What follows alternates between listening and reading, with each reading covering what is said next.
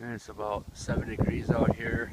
And set up a tarp shelter from here to here. I'm gonna use one that we made, a cheap one with a space blanket. I'm gonna give it a test run. So be back. Hey, there's a couple quick things. It's a lot easier with 2 people. My wife's gathering the firewood.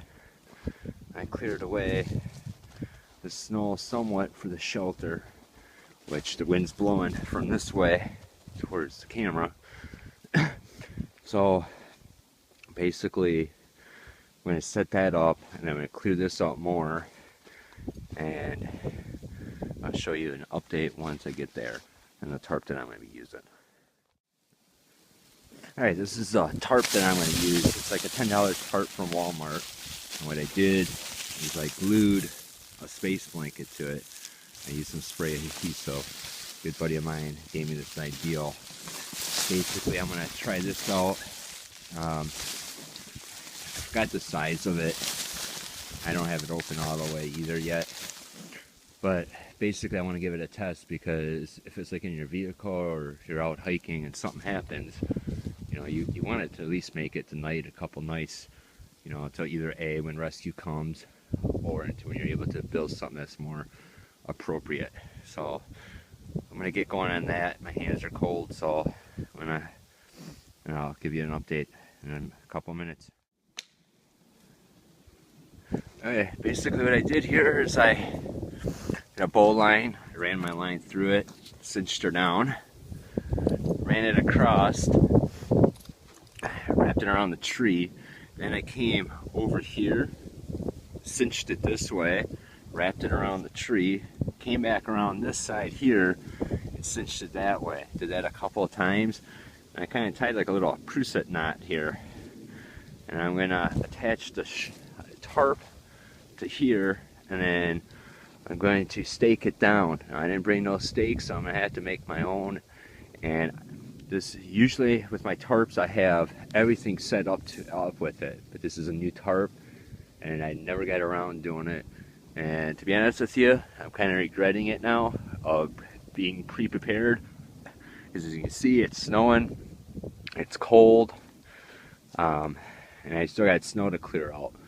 So something like this in a survival situation, it would have pretty much saved me some time for burning some calories. But today we're just experimenting with this, cook a little lunch, and then probably be heading home. I just wanted to do a quick video for everyone.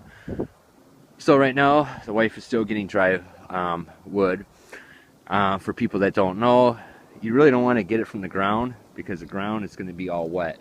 So what she's doing is she's looking up on higher grounds, or higher limbs and stuff. Right now we're using all dead, but in a survival situation we would be using live too.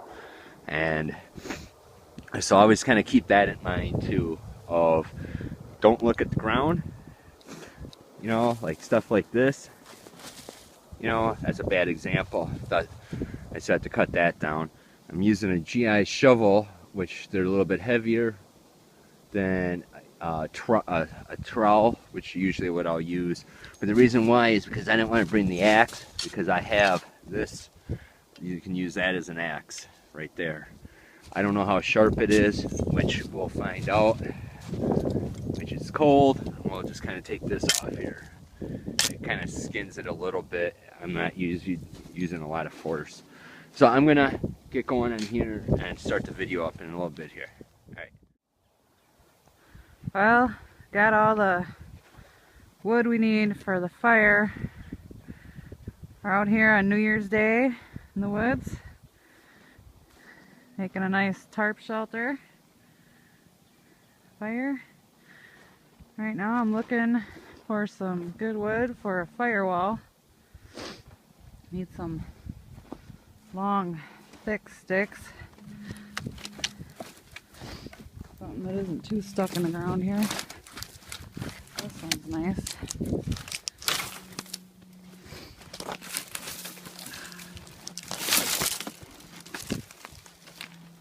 over here by a big deadfall. It's a good place to look for some drier wood in the winter, especially right now when it's snowing like it is. Got about a good foot of snow on the ground here. Well, it's harder to find dry wood out where we are. I live in an area with a lot of wetlands, so it makes it difficult to find dry wood in the summer or the winter, really. But you just gotta know where to look.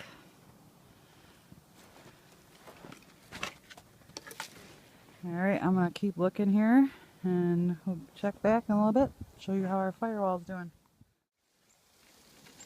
Alright, a couple things that I did here is cleared this out. Now obviously it's not ideally a good place to sleep for the simple fact of you're gonna get wet. But we brought those ground tarps and I laid those under here. Ideally the fire's gonna go where the shovel is. I'm gonna build a little firewall right here to bounce it off of there to here. I try to clear the snow away as far as possible because I figure the heat's going to come down and this stuff's going to start to melt. I'm going to also clear this out a little bit more, but I don't want to lose a lot of the leaves because that's how I look at that's a little bit of insulation. Basically, I just tied up the tarp with Prussic knots. I'm going to tie another one here. What I did with the stakes is I grabbed some pretty strong branches, and instead of making notches and sharpening it, pounding it into the ground, I just tied a knot to the corner, and then I tied a knot, a surgeon's knot around the stick, because there was a couple knobs off the stick, so this way it won't slide up, and I wrapped the bank line around it for the length that I needed, and then I used the GI shovel as my hammer. And I started pounding it down. Lucky for me that under the snow, the ground is still pretty soft. So I'm going to clear this out a little bit more. My wife's grabbing some more lumber so I can make the firewall. And we're going to try to get lunch going and kind of see how this one is going to turn out. I'm not very optimistic with the tarp, but it's pretty windy out right now and she's not ripping at all, so that's also a plus. Ideally, I would probably build something better for a shelter wise, but like I said, this is more of an experiment with this tarp, and I'm going to see how well it's going to work and how much of this snow is going to melt.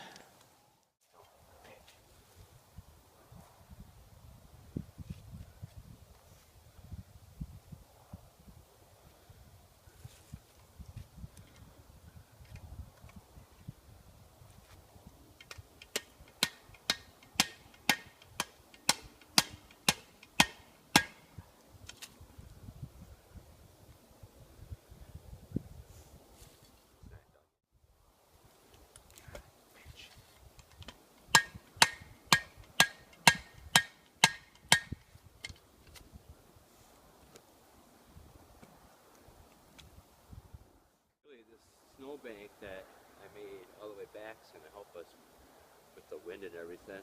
So I have that all over there and over here a little bit.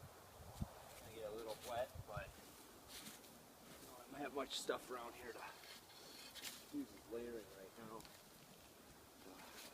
Get some more and be done with it.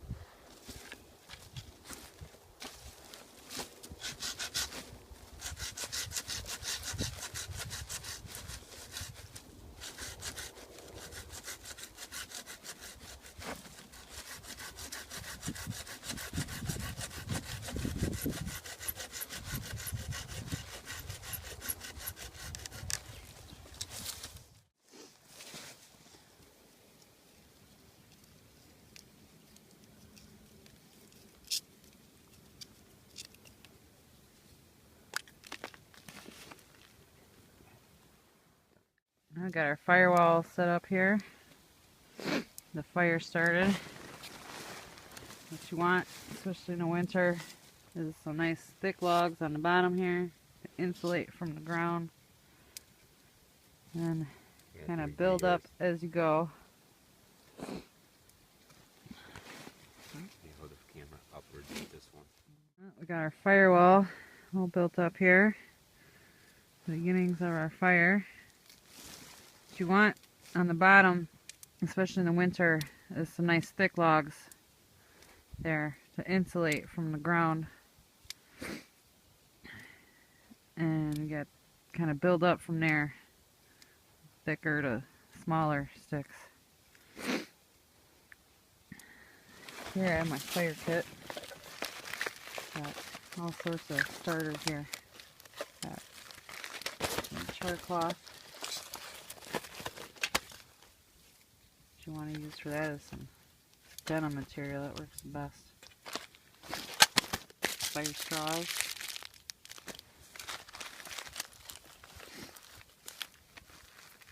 Matches, of course.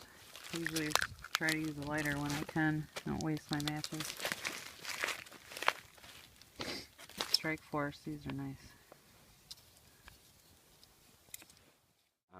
I did a video, I don't know, a couple months ago on it. I don't think I showed how to open them, but basically you got your Vaseline cotton balls in there. I use duct tape. It's always kind of a big debate of, well, why use duct tape, use this and use that. If anyone knows that duct tape stays on fire, catches on fire real easy, and it'll burn longer. So basically you got the plastic from the McDonald's straw, you got the duct tape, the Vaseline cotton balls. What you do is you make a little cut in here, like so, and then you open it up, and you pull out the cotton, just a little bit of it, like so, and then you fan it over as a beard, almost like Santa Claus. And then you take either your lighter, your Strike Force, match, whatever, what have you, and you light that. And you would place this under in here, so this way you can catch the fire on. Okay. I should have filmed this, but basically my wife, what she did is she put the fire straw in there with one strike. That's all it took, and look at that, it's going. And you don't have to do it again. I'm also giving her a lesson of fire straw, so you people aren't the only ones.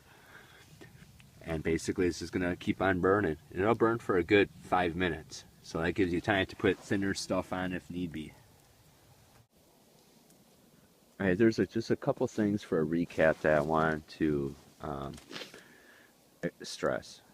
Now, right now it's about 5 degrees outside. And if this was a survival situation, I mean, obviously this is more of a day camp, as you can see. You know, came out here for some lunch. There's a couple of things for sure I would be doing differently. First of all, I would not have a setup like this.